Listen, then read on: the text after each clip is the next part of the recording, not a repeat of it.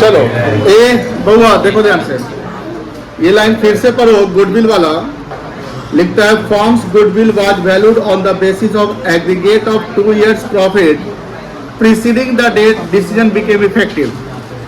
आप बताओ मुझे डिसीजन किस फाइनेंशियल ईयर में लिए हो?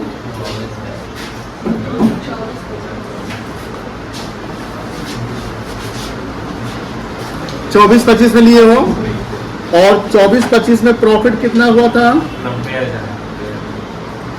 गुडविल के लिए ये 90,000 का वैल्यू नहीं लिया जाएगा, क्योंकि डिसीजन के बाद का प्रॉफिट है ना। और बोलता है वो प्रीसीडिंग मतलब क्या होता है? प्रीवियस, पहले का। तो 2 साल पहले का प्रॉफिट लेंगे, उसका एग्रीगेट करेंगे, वही क्या आ जाएगा? गुडविल आ जाएगा।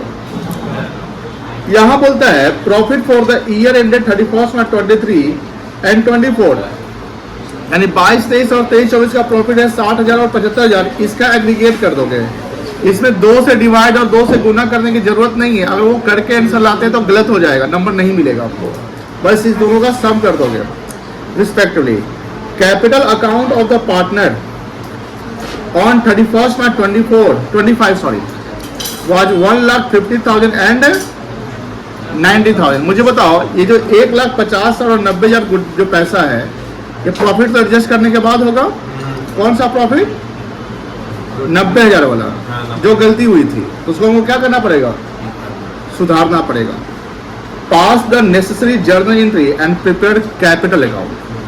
इसमें एंट्री पास करने, कितने एंट्री होंगे? 2। कौन कौन सा एंट्री होगा? 2। एक गुडविल का होगा, और जो प्रॉफिट बांट दिया उसको ठीक करेंगे हम। चलिए, तो पहले हम लोग वर्किंग कर लेते हैं। कौन कौन बनाया है ऐसे? ये सवाल कौन कौन बनाया है? कौशिक बनाया है। कौशिक बताओ पहले क्या करेंगे? एवरेज प्रॉफिट क्या है निकालेंगे यहाँ पे?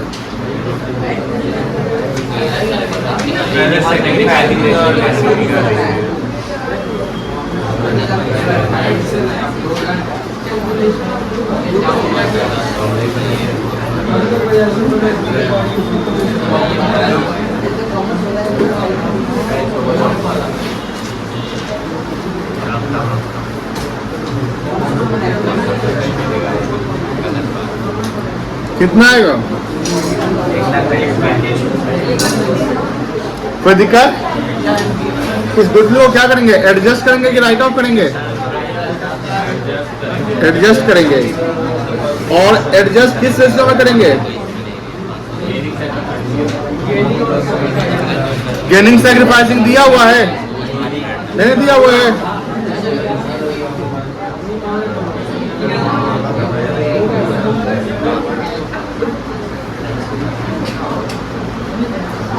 Calculation of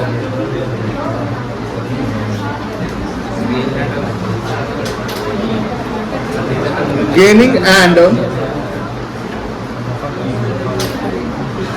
sacrificing ratio. Sacrificing ratio का फॉर्मूला बोलो। अरे सीधा बोलो, ठीक से बोलो। Whole ratio minus, very good.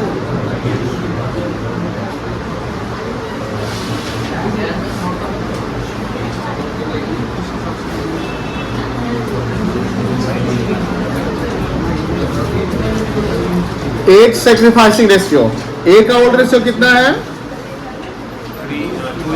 2/3 minus 3y कितना आएगा? 10, 15 ना? 1 by यही आएगा।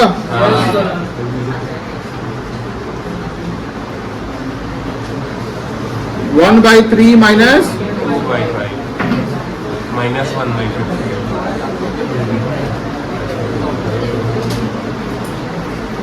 माइनस 1/15 क्या कर गया ये? गेन। गुडविल एडजस्ट हो जाएगा। पहले वाले सिस्टम से करेंगे।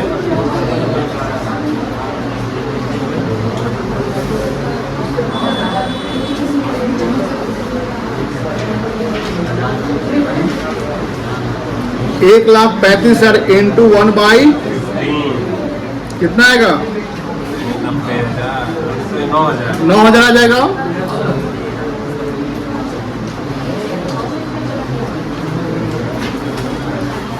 तो ए और बी का अंदर है बता दो 9,000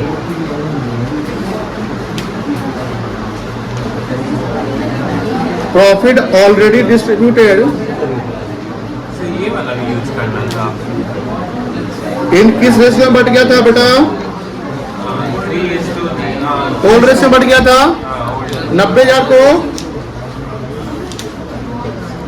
90,000 इंटू 2/3 हो जाएगा। कितना होगा? 60,000। बोलो ना, हाँ है ना? 90,000 इंटू 1/3 सर 90,000 को भी 1/15 से गुना किया है 30,000। सर 60,000 तो भी ठीक है। हम आपको कंफ्यूजन हो गया शुड हैव बीन डिस्ट्रीब्यूटेड किसमें बढ़ना चाहिए था? न्यू में 3/5 कितना आएगा? 54,000। बोलो। और ये 36,000। डिफरेंस कितना आएगा? 6,000 का। बताओ ए और बी, ए को कितना मिल गया था? 60 मिल गया था। कितना मिलना चाहिए? कम मिलना चाहिए। तो ए को क्या करेंगे? डेबिट करेंगे ना, उससे ज्यादा, उसने ज्यादा ले लिया तो डेबिट कर देंगे। और बी क्या हो जाएगा? क्रेडिट। अब एंट्री बन जाएगी।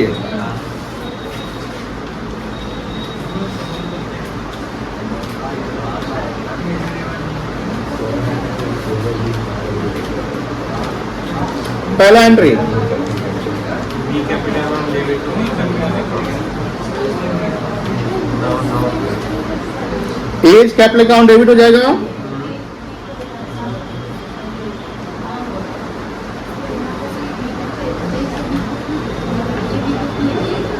टू बीच कैपिटल अकाउंट कितना?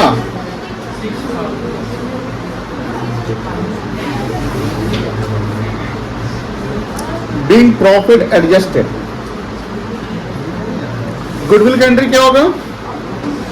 गुडविल में बी गेन किया था ना?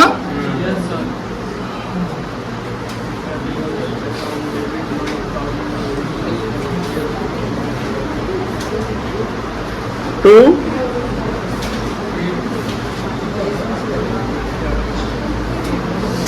कितना रुपया?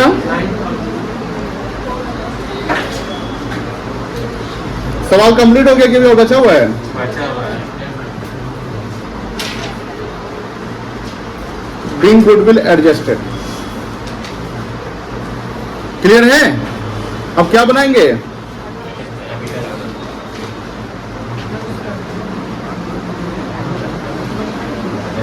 दो पार्टनर है ना?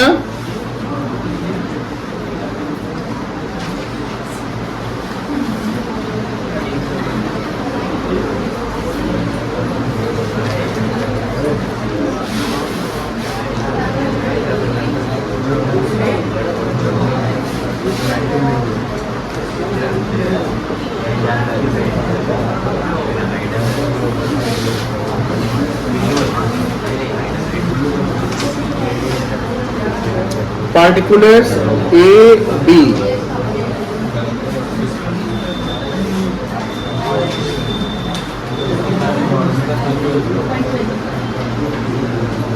चलो पहले उनका कैपिटल कितना था?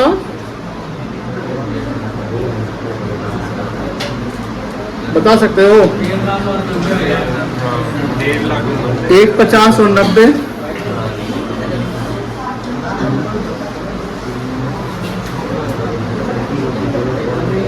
अब समझो, यहां देखो, इस एंट्री में कौन डेबिट और कौन क्रेडिट हो रहा है? ए डेबिट हो रहा है और बी क्रेडिट हो रहा है। अब देखो ध्यान से, 6,000 रुपया का एंट्री हमको डालना है कैपिटल में। तो डेबिट जो हो रहा है उसके डेबिट साइड में जाओ, और जो क्रेडिट हो रहा है उसके तो यहाँ पहला एंट्री में ए डेबिट हो रहा है ना, तो ए के डेबिट साइड में कितना रुपया डालेंगे 6,000 और बी के क्रेडिट साइड में कितना डालेंगे। अपोजिट अकाउंटिंग हेड का नाम लिखेंगे, तो यहाँ ए में 2 क्या लिखेंगे यहाँ पे बताइए। वेरी गुड, 2 बीच कैपिटल अकाउंट, और यहाँ पे बाई ए कैपिटल अकाउंट।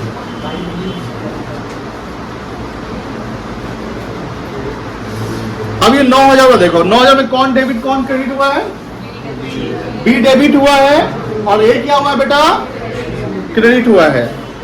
तो बी के डेबिट साइड में कितना लिखेंगे और ए के क्रेडिट साइड में कितना लिखेंगे, और यहाँ क्या लिखेंगे 2 कैपिटल अकाउंट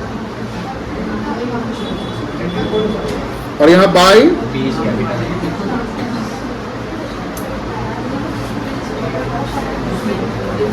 ठीक है।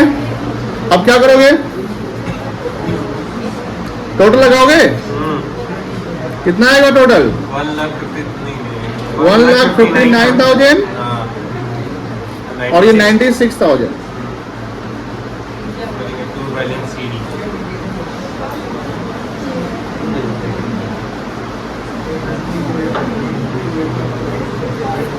यहाँ लिखेंगे 2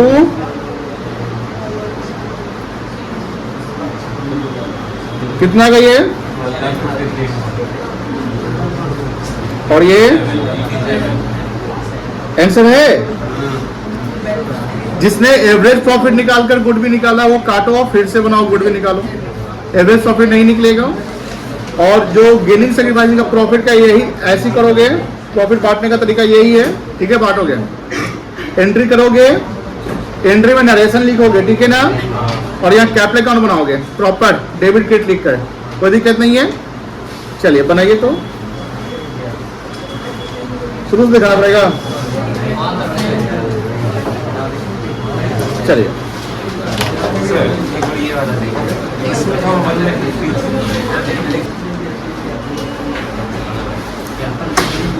अच्छा, किस किस ने बनाया हैंड रेस करिएगा।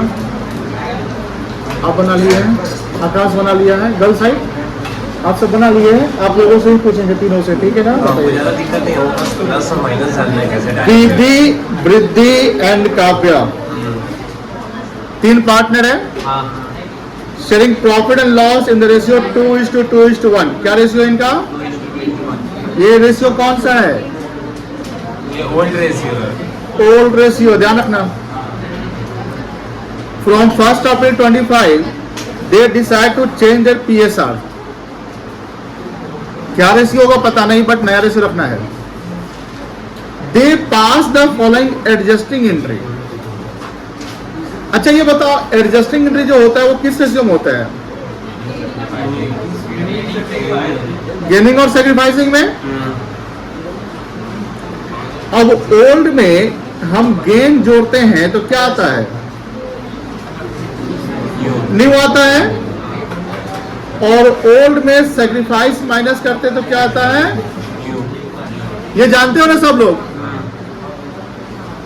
अब बोलता है कि गुडविल का इसने एंट्री किया, और एंट्री किया जिसमें निधि और काव्या डेबिट हुआ है करेंट अकाउंट, और ये लिखा हुआ 3/25 2/25 क्लियर दिया हुआ है। ये 3/25 2/25 क्या है, गेन है ना, और 5/25 क्रेडिट हुआ है वृद्धि का, वो क्या है, क्या करना है इसमें अब। हो गया, हो गया। इसमें करना क्या है, 2/5 जो ओल्ड रेशियो है प्लस 3/25, सॉरी निधि का कितना है, हाँ निधि पहली पार्ट है ना, ठीक है जोड़ देंगे। वो अच्छा फॉर्मूला नहीं देखे थे, फॉर्मूला देखे थे, बन जाएगा ना सबका। किस किस का नहीं बना था, बहुत का नहीं बना था। आपके पास 120 सेकेंड से बनाने के लिए, बनाइए तो जल्दी बन जाएगा। जिसका नहीं बना बनाइए जल्दी, न्यू रेशियो निकाल लीजिए फटाफट। वो निकालो सब लोग, खुद से निकालोगे, तुम भी निकालेगा, ओल्ड में गेन जोड़ लेगा और सेक्रीफाइस माइनस कर लेगा। जल्दी 120 सेकेंड।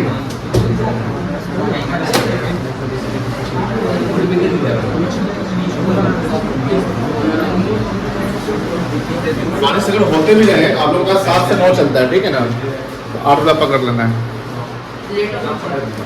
लेट हो चाहे सो हो, एक बार कंफर्म करें कोचिंग खुला है कि नहीं। इसलिए तो हमको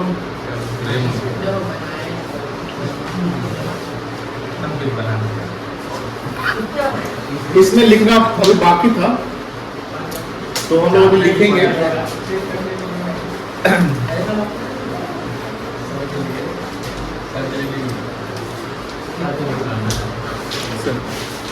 आज लेक्चर 8 होगा ना।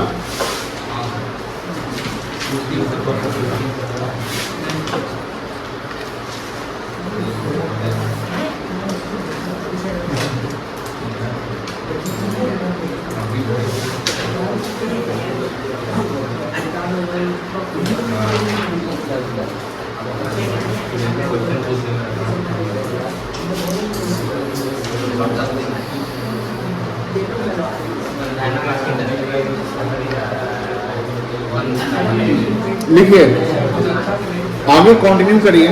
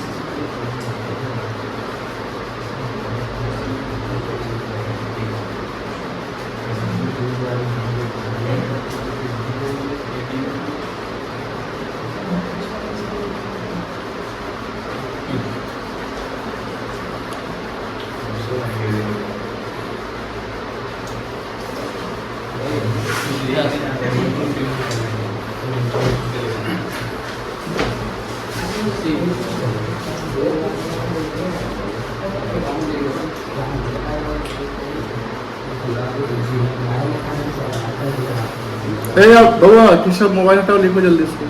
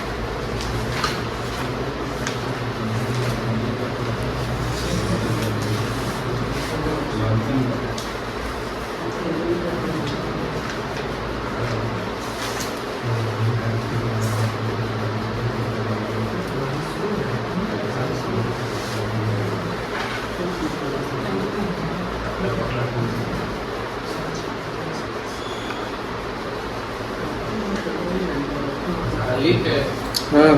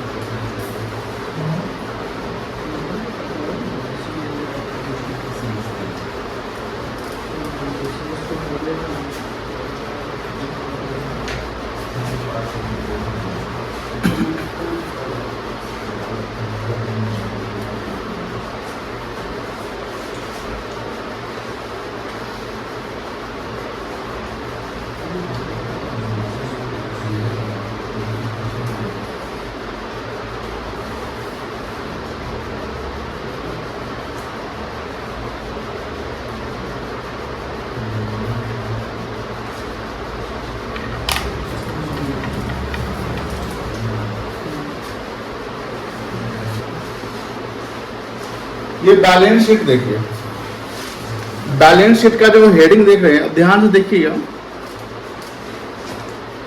लिखना बंद कर दीजिए। बैलेंस शीट के हेडिंग में लिखा हुआ एक्सट्रैक्ट। एक्सट्रैक्ट का मतलब बताए थे कभी? निकालना। अगर यहाँ एक्सट्रैक्ट बैलेंस शीट, इसका मतलब क्या है? कुछ डेटा है जो बैलेंस शीट का है, ये कंप्लीट बैलेंस शीट नहीं है। जैसे हम लोग बैलेंस शीट पढ़े हैं तो बैलेंस शीट जानते हैं कि जो लायबिलिटी साइड होता है वो एसेट साइड के इक्वल होना चाहिए। मतलब कि हमारा जो ये लायबिलिटी साइड है वो एसेट साइड के इक्वल होना चाहिए, बट यहाँ पर ये इक्वल बैलेंस नहीं होना चाहिए। नहीं होगा क्योंकि यहाँ पर एक्सट्रैक्ट बैलेंस शीट है। जो टॉपिक हम पढ़ रहे हैं वो टॉपिक, जो आइटम्स बैलेंस शीट में किस तरह अवेलेबल होगा वो हम आपको यहाँ शो किए हैं। यहाँ देखेंगे एसेट साइड में जो पीएल है, एडवर्टाइजमेंट सस्टेंस और प्रीलिमिनरी एक्सपेंस है, कहीं कैश एसेट्स नहीं दिख रहा है और लायबिलिटी साइड में कहीं कैपिटल वगैरह नहीं दिख रहा है, क्योंकि हमने वही इंफॉर्मेशन को यहाँ डाला है जो इंफॉर्मेशन का मुझे काम है। जब हम इनकम्प्लीट कोई चीज बनाते हैं या कोई डेटा को कहीं जगह डालते हैं, जैसे पीएल हो गया या बैलेंस शीट हो गया, जो कंप्लीट नहीं है तो उसको हम एक्सट्रैक्ट बैलेंस शीट बोलेंगे या एक्सट्रैक्ट आइटम, मतलब कि वो एक्सट्रैक्ट वर्ड लगाएंगे। एक्सट्रैक्ट का मतलब है कि वही डेटा हम लिख रहे हैं जो डेटा हमको चाहिए, यानी ये कंप्लीट नहीं है। अब यहाँ पर गौर करेंगे कि लायबिलिटी साइड में 4-5 आइटम दिए हुए हैं। General reserve, profit and loss, WCR। WCR का फुल फॉर्म क्या है? वर्कमैन कॉम्पनसेशन रिजर्व, या इसका एक और नाम है वर्कमैन कॉम्पनसेशन फंड, जो हमने कल लिखवा दिया। IFR का नाम है इन्वेस्टमेंट फ्लक्चुएशन रिजर्व, और EPF एम्प्लॉइज प्रोविडेंट फंड। यहां बात हो रही है कि जो PL आप देख रहे होंगे तो PL आपको लायबिलिटी साइड में भी दिख रहा है और यहाँ एसेट साइड में भी दिख रहा है। अब इसका मतलब क्या है? आप जानते हैं कि जो लायबिलिटी का जो बैलेंस होता है, यानी लायबिलिटी जो आइटम होता है वो क्रेडिट बैलेंस होता है कि डेबिट बैलेंस होता है? ये क्रेडिट बैलेंस होता है। और जो एसेट साइड होता है उसका बैलेंस क्या होता है? डेबिट बैलेंस होता है। जो लायबिलिटी साइड में general reserve, PL, WCR and IFR, ये 4 आइटम, EPF को भी छोड़ रहे हैं, ये क्रेडिट बैलेंस है और ये प्रॉफिट का ही पार्ट है। ये किस चीज का पार्ट है? प्रॉफिट का ही पार्ट है। जनरल जो प्रॉफिट से क्रिएट करते हैं, PL जो प्रॉफिट आया, यानी जो प्रॉफिट हमने पार्टनर्स पे नहीं बांटा, तो वो कहलाता है undistributed profit. Those profit which has not been distributed and undistributed profit will be shown in the balance sheet separately.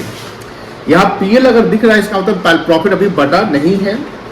WCR का मतलब होता है वर्कमैन कॉम्पनसेशन रिजर्व।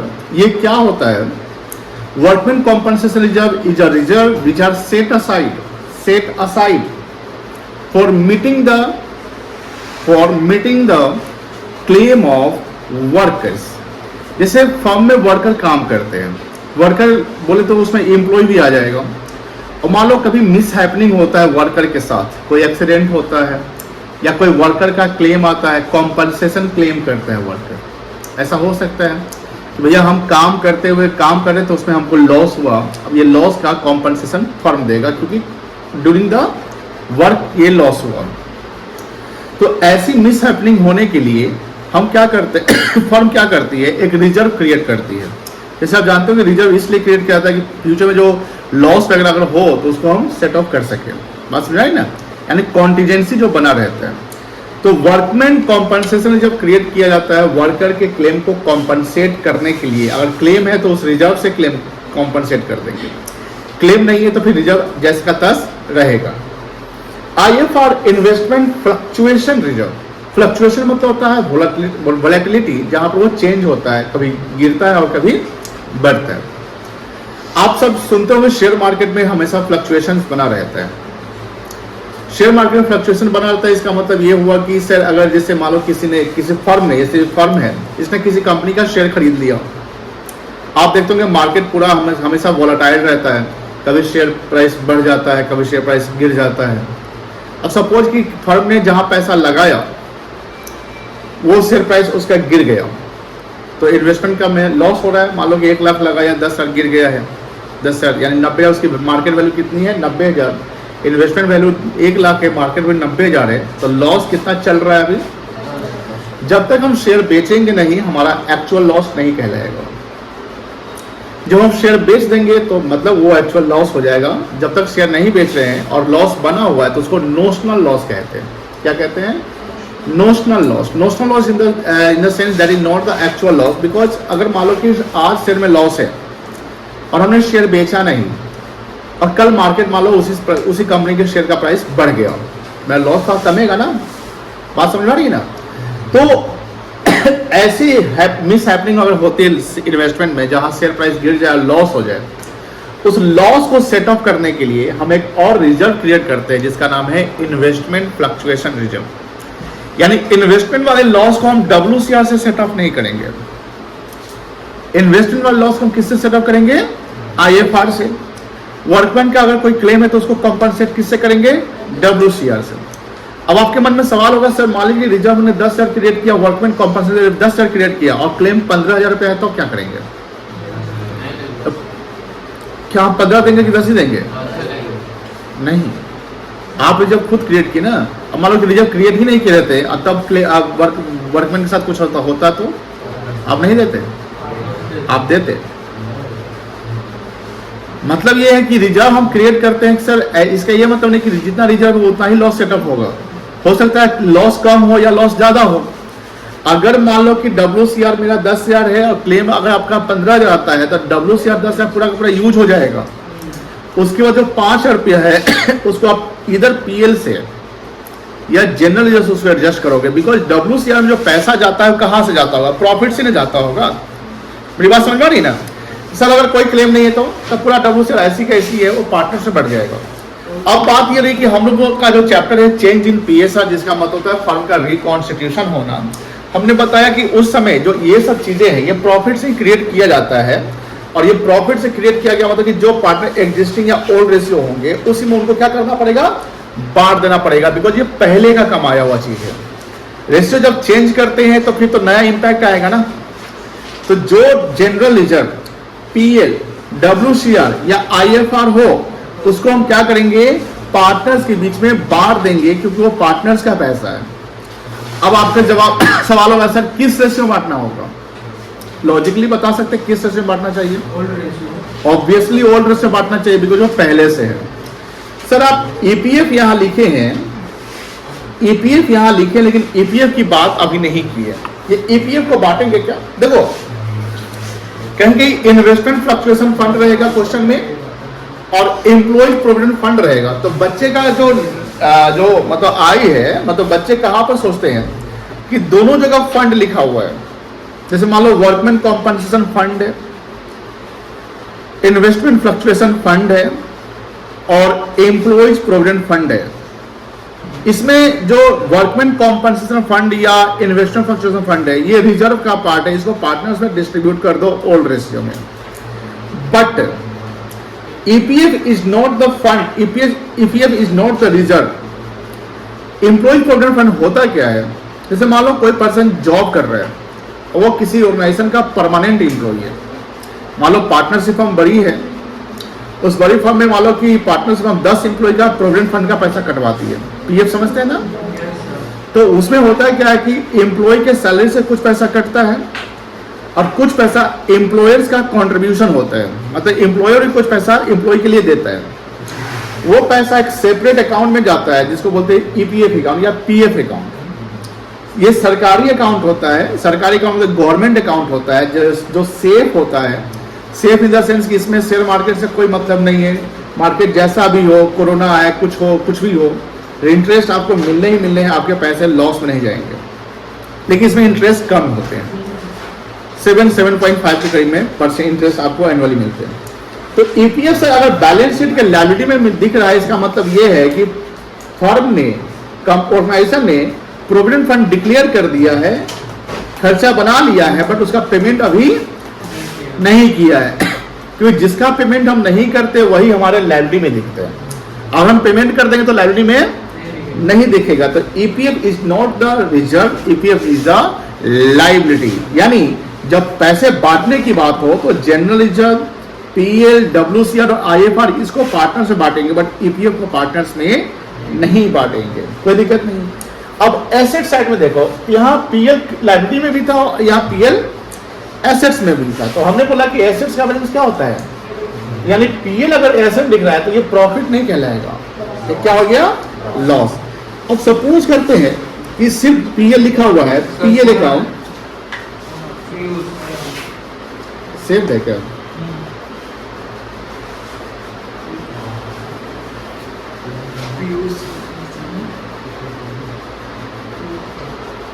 नहीं ना है। चलो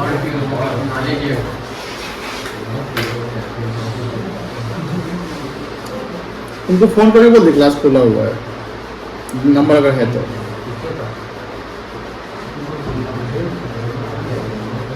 यहाँ देखिए, या पीएल अकाउंट 10,000 लिखा हुआ है, यहाँ कहीं भी इंडिकेशन क्रेडिट और डेबिट का है? बाय डिफॉल्ट इसको हम प्रॉफिट मानेंगे। बाय डिफॉल्ट इसको क्या मानेंगे, मतलब कि इसको मानेंगे क्रेडिट बैलेंस। समझ में आ गई? अगर पीएल लिखा हुआ है, ऐसे क्रेडिट लिखा हुआ है तो क्लियर है, क्या क्या क्लियर है तो क्या कराएगा, इसको प्रॉफिट कहेगा। लेकिन मान लो कि पीएल अकाउंट लिखा हुआ है और यहाँ डेबिट लिखा हुआ है। हेलो हेलो, हाँ क्लास खुला हुआ है, हाँ बोलिए, हाँ बोलिए, हेलो, हाँ खुला हुआ है, खुला हुआ है। हाँ यहाँ देखिएगा, यहाँ देखिए पीएल अगर डीआर लिखा हुआ जिसको क्या मानेंगे, पीएल अगर डीआर लिखा तो क्या मानेंगे, लॉस, कोई दिक्कत नहीं है। अब सर आप जैसे डब्ल्यूसीआर के बारे में बताए थे, क्या बताए थे, ये लिखवाए थे क्या कल? नहीं, सिर्फ फुल फॉर्म लिखवाए थे ना।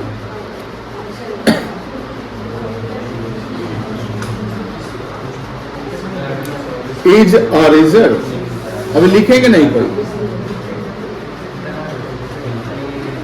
विच is set aside for meeting the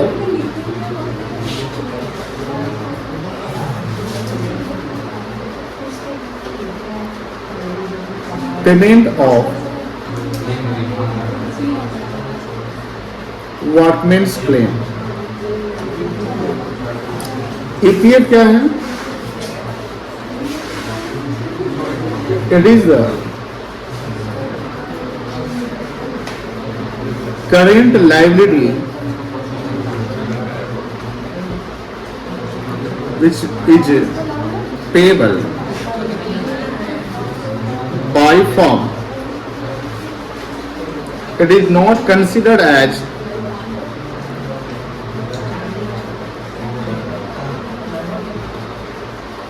इसको रिजर्व नहीं समझेंगे, ठीक है। चलिए यहां समझ गए। अब ऊपर से हाँ बोलो, ईपीएफ देखो, एम्प्लॉयज प्रोविडेंट फंड। सिंपली क्या होता है, किसी फॉर्म में एम्प्लॉय वर्क करते हैं तो फर्म का जो परमानेंट एम्प्लॉय है, सबका पीएफ नहीं करता है, जो परमानेंट एम्प्लॉय है फर्म का, उसकी फर्म की एक लायबिलिटी बनती है भैया प्रोविडेंट फंड का पैसा उसका कटना है। तो उसमें क्या होता है कि जो एम्प्लॉय को सैलरी मिलता है तो सैलरी का कुछ पोर्शन एम्प्लॉय से पैसा कट जाता है और उतना ही पोर्शन एम्प्लॉयर अपना कंट्रीब्यूशन करता है एम्प्लॉय के बिहाफ में प्रोविडेंट फंड के लिए। और प्रोविडेंट फंड में एक अकाउंट खुलता है, उस अकाउंट में एम्प्लॉय से कुछ पैसा कट के जाता है उस बैंक अकाउंट में, और एम्प्लॉयर का भी कुछ पैसा कट के जाता है कहाँ पे, बैंक अकाउंट में। ईपीएफ जब तक आप पेमेंट नहीं किए हैं वो आपकी लायबिलिटी है, और ये हर साल पीएफ का पैसा कटता है। जनरली अगर महीने का पैसा जाता है आपको तो महीने का पैसा कटता चला जाएगा। तो अब महीने का यानी रेगुलर पेमेंट है, तो रेगुलर पेमेंट हमारे क्या कहलाएगा, एक्सपेंसेस कहलाएगा ना। तो provident fund is the nature of expenses for the employer, employer यानी firm, but those expenses which are not yet paid, those expenses which are not yet paid is called liabilities. This is not the part of reserve. ये firm की liability होगी। ये हम balance sheet किसका बना रहे हैं, फर्म का बना रहे हैं। यानी फर्म की एक ड्यूटी बनती है कि प्रोविडेंट फंड का पैसा काटते रहना है, तो एम्प्लॉय से भी कटेगा और एम्प्लॉय अपने अकाउंट से पैसा निकाल कर देगा। जैसे मान लो सैलरी देते हैं ना, फर्म सैलरी देती है, किसी को रेंट, लैंडलॉर्ड को रेंट मिल गया, उसका प्रोविडेंट फंड का पैसा कटना है उसका, वो एम्प्लॉयर देगा। एम्प्लॉय मतलब फर्म देगा, किसको देगा, एम्प्लॉय को। बट एम्प्लॉय को पर्सनली कैश नहीं मिलेगा, एम्प्लॉय के अकाउंट में जाएगा। उसका एक सेपरेट अकाउंट बनता है पीएफ अकाउंट, उसका एक सेपरेट अकाउंट बनता है, उसको क्या बोलते हैं, पीएफ अकाउंट बोलते हैं। उस पीएफ अकाउंट में पैसा, ये लॉन्ग टर्म इन्वेस्टमेंट कहलाता है एम्प्लॉय के पॉइंट से। इसमें 15 साल तक लगातार पैसा जमा करते होते हैं। अब आपका कहना है सर मान लीजिए कोई एम्प्लॉय बीच में छोड़ दिया फर्म, तो मान लो 4 साल 6 साल काम किया, उसका छोड़ दिया, दूसरे कंपनी चला गया, तो उसके बाद क्या होगा कि एम्प्लॉय जो है एम्प्लॉयर से पूरा कागज बनवा लेगा, पीएफ का डिटेल ले लेगा। अब जिस फर्म में जाएगा वहां पर वो इंफॉर्मेशन दे देगा, फिर वो जो दूसरी कंपनी में गया उसका ड्यूटी है कि उसी में पैसा जाएगा। पीएफ का अकाउंट जो होगा वो एक ही अकाउंट होगा, 2 अकाउंट 3 अकाउंट, यानी एक इंसान का एक ही अकाउंट हो सकता है पीएफ, 2 अकाउंट नहीं। जैसे एक इंसान का, जैसे डीमेट अकाउंट आप 3-4 खोल सकते हैं। डीमेट अकाउंट आप लोग बहुत लोग नहीं जानते होंगे, सेविंग जानते होंगे आप। एक इंसान सेविंग 2-4 अकाउंट खोल सकता है, बट पीएफ अकाउंट एक इंसान का एक ही हो सकता है। आप कंपनी चेंज कर सकते हैं बट अकाउंट वही रहेगा। 15 साल तक आपको जमा करना है। अब एक और सवाल आपका बनेगा, ये किताब से नहीं, किताब में नहीं, सिलेबस में नहीं है, सवाल बनेगा मान लीजिए सर इंडिया में जॉब का, और हाँ पीएफ अकाउंट इंडियन का खुलेगा, रेसिडेंट इंडियन का। अब वही सवाल है कि सर मान लेते हैं कि 6 साल इंडिया में जॉब किया, पीएफ किया, और कंपनी उसको ट्रांसफर कर दिया, बेच दिया, मान लो यूएस भेज दिया, अब क्या होगा उसका, आप बताइए सर, क्या उसका पीएफ अकाउंट बंद हो जाएगा? नहीं बंद होगा, 15 साल तक चलता रहेगा उसका। लेकिन 15 साल के बाद उसको एक्सटेंड करने की अपॉर्चुनिटी होती है, वो अपॉर्चुनिटी एनआरआई को नहीं मिलेगा, इंडियन को मिल जाएगा। That is the PF. सरकारी अकाउंट होता है, जो एम्प्लॉय है कंपनी का, उसको एपीएफ बोलते हैं। लेकिन मान लो कि मैं तो कहीं एम्प्लॉय नहीं हूं, अब मुझे प्रोविडेंट फंड का अकाउंट खुलवाना है, मैं भी खुलवा सकता हूं, उसको पीपीएफ कहते हैं। क्या कहते हैं? P for public, public provident fund. ठीक है, समझ गए? तो पीएफ क्या है? लायबिलिटी है। हाँ, करता रहेगा ना, करता रहेगा। चले आगे, चले आगे।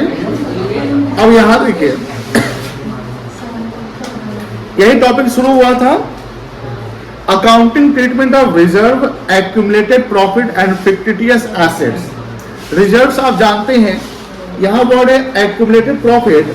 एक्यूमुलेटेड का मतलब जो प्रॉफिट हम एक्यूमुलेट करते चले जा रहे हैं ईयर बाय ईयर, उसको हम एक्यूमुलेटेड करते हैं, क्लबिंग करना।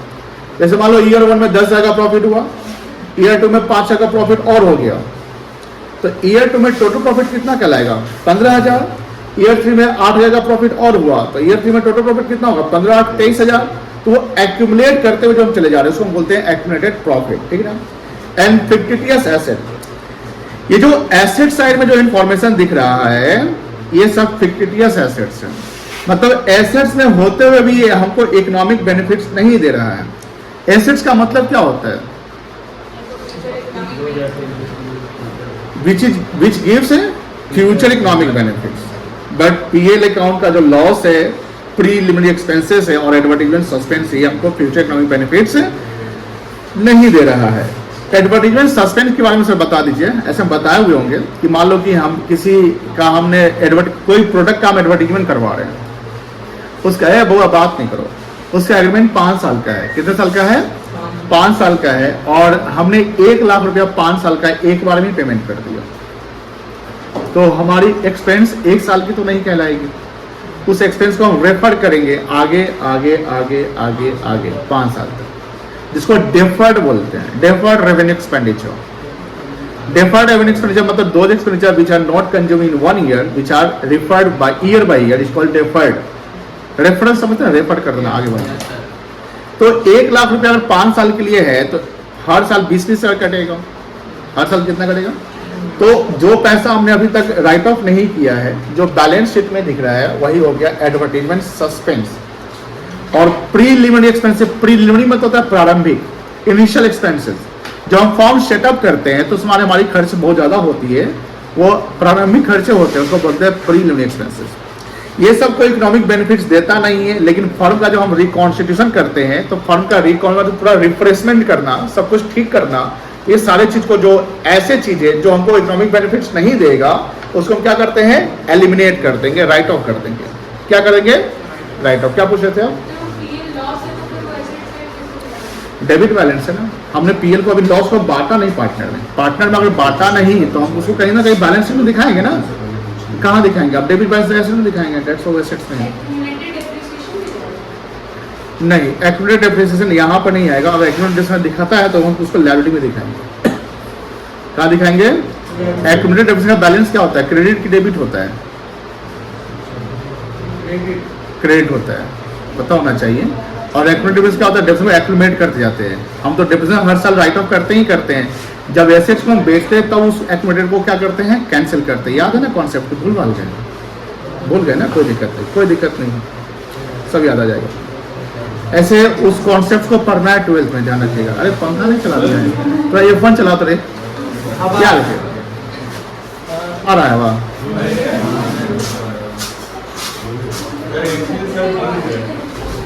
हाँ क्या हुआ है? कैसे पता चला तुमको? हाँ कल हम थोड़ा फिल्टर साफ किए हैं। अभी सर्दी रहेगा चालू करेंगे। देखिए यहाँ देखिए,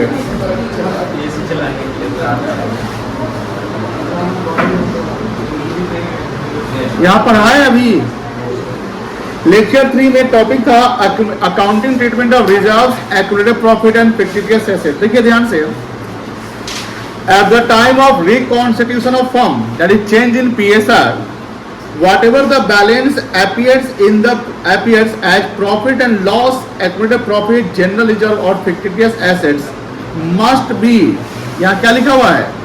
must be written off or distributed among the existing partner in their old ratio। आपको मैं सवाल गेनिंग सेक्वेंस करेंगे नहीं करेंगे? उसका कंडीशन अलग है, वो अभी हम नहीं बताएंगे। इसमें 2-3 सवाल बनवाएंगे, देन उसको कब करेंगे वो बता देंगे। यानी सिंपल सी बात है, अगर रिजर्व सब आइटम दिया हुआ है तो उसको करना क्या है? पार्टनर्स में बांट देना है। पार्टनर से क्या करना है? तो क्रेडिट बैलेंस, अगर लायबिलिटी वाला बैलेंस अगर ये सब आइटम है, ये क्रेडिट है ना, तो राइट ऑफ करना होगा तो इसको क्या करना पड़ेगा? डेबिट। और पार्टनर्स को क्या करेंगे? क्रेडिट करेंगे। यहाँ एंट्री देख लीजिए, जो पीएल है, जीआर है, प्रॉफिट है, डब्ल्यूसीआर, आईएफआर है, क्या करता है? Appear in liability side of balance, जो हमने अभी दिखा दिया आपको। इसका एंट्री होगा, सबको डेबिट कर दो, general reserve account debit, PL account debit, ये प्रॉफिट वाला आइटम है। Accumulated profit account debit, WCR account debit, IFR account debit to partners capital और करेंट अकाउंट, कोई दिक्कत नहीं है। और यहाँ जो प्रीलिमिनरी एक्सपेंसेस है, एडवर्टाइजमेंट सस्पेंस है, एक्यूमुलेटेड लॉस है या पीएल का डेबिट बैलेंस है, ये कहाँ अपीयर होगा? Asset side. इसका एंट्री क्या होगा? यहाँ देखिए, पार्टनर्स डेबिट बैलेंस को क्रेडिट करना पड़ेगा, पार्टनर्स कैपिटल और current account debit to PL account, accumulated depreciation account, preliminary expenses account, advertisement suspense account et cetera, कोई दिक्कत नहीं है। यहाँ डेप्रिसिएशन नहीं लिख के, डेप्रिसिएशन लिखे थे ना, इसको काट दीजिए, लॉस लिख दीजिए, लॉस होगा। कल वाले लेक्चर में कल वाले लेक्चर में सेकंड नहीं, आज ही का ही लेक्चर है ना, आज का ही, सॉरी आज का ही है। हो गया। या हमने फुल फॉर्म लिखा था, WCR का फुल फॉर्म क्या होगा, वर्कमैन कॉम्पनसेशन रिजर्व, इसको एक और नाम से जानते हैं वर्कमैन कॉम्पनसेशन फंड।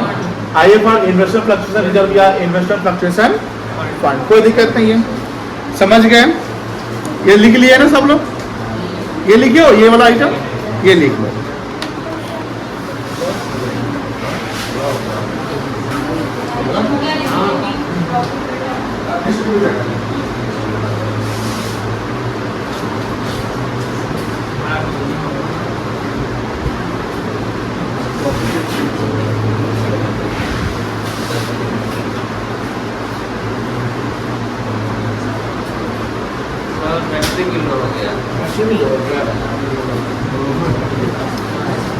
लिख लिया। कॉफी सेंटर के पास है, लेके देना लिखेंगे बाद में।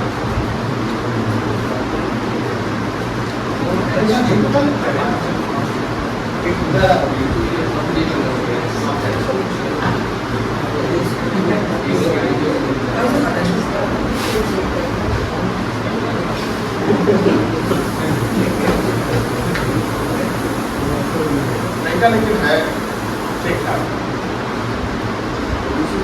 मैंने पढ़ाई नहीं करता है, मैंने काम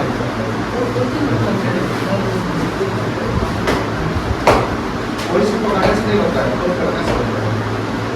समझता? ओ बच्चा इसको बिना टॉपिक के बिना मन नहीं लगता इसमें। चलिए 13 देखिए, 13 नंबर है। Om and Shiv are partners in a firm sharing profit in the ratio 4:1। कौन सा रेशियो है ये? चलिए, they decided to share future profit in the ratio 3:2। ये कौन सा रेशियो हो गया? With effect from 1 April 25 on that day profit loss account show और डेबिट बैलेंस। अब बताइए, यहां लॉस है कि प्रॉफिट है? अब यही एंट्री उल्टा हो जाएगा और रुपये 1,00,000 पास द जर्नल एंट्री हो जाएगा। एंट्री क्या एंट्री करोगे? टू प्रॉफिट लॉस किस रेशियो बांटोगे? 4:1 में बांट दो।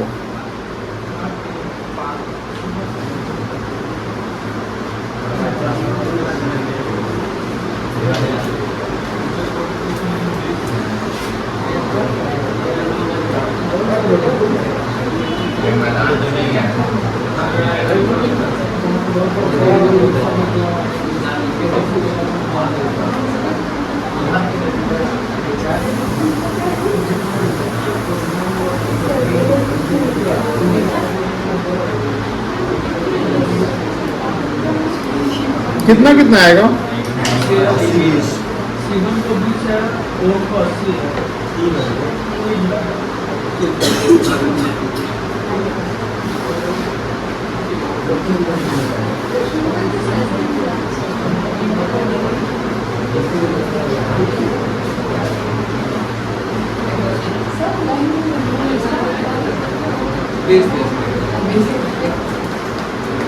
फोर्टीन देखिए, 13 बन गया सबका।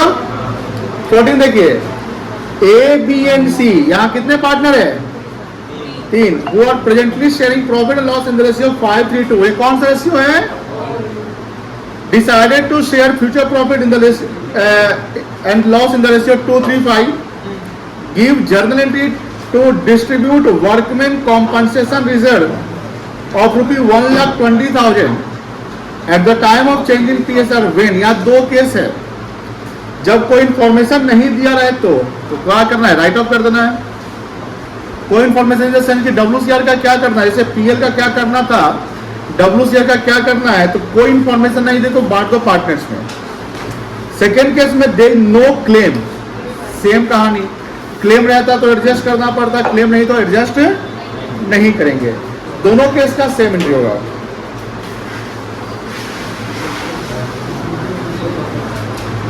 In both cases,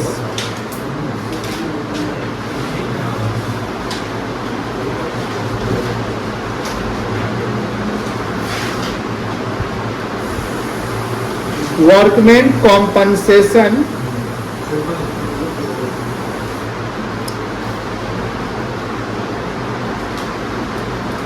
reserve account debit कितना है? 1,00,000 एबीसी है ना?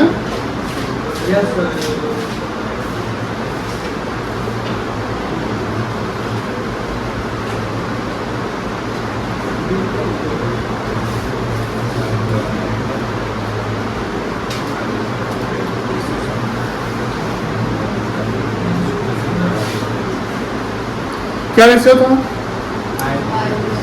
बाटो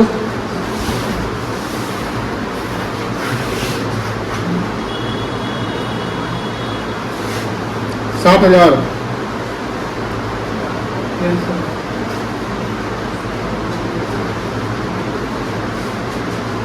36,000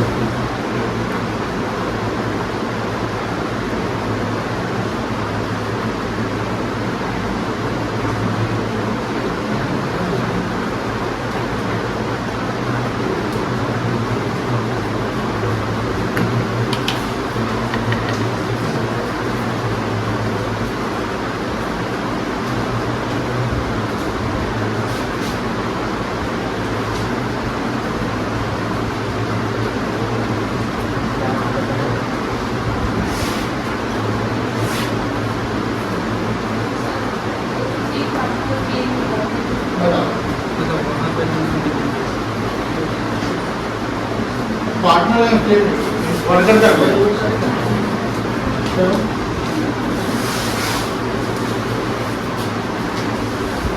हो गया। चलिए एक सवाल है, पहले मेरा सवाल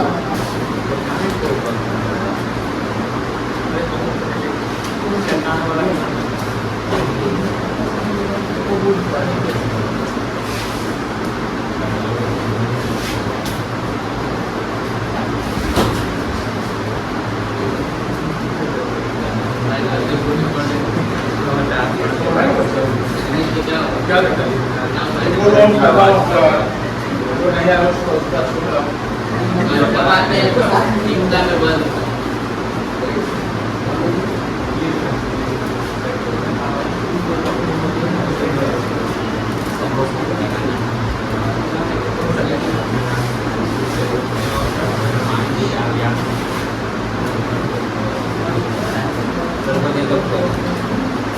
लिख लिए? अभी कौन सा क्वेश्चन करवाया है? 14 जिसका हो गया 15 देखो।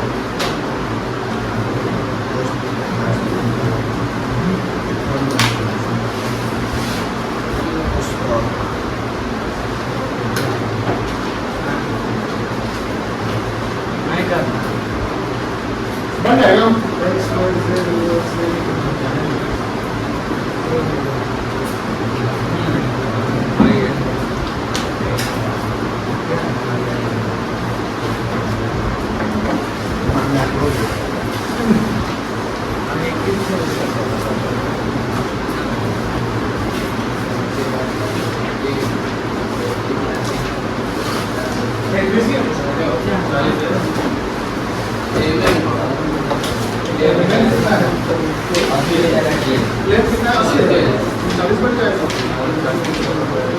बनाइए, बन जाएगा, बनाइए।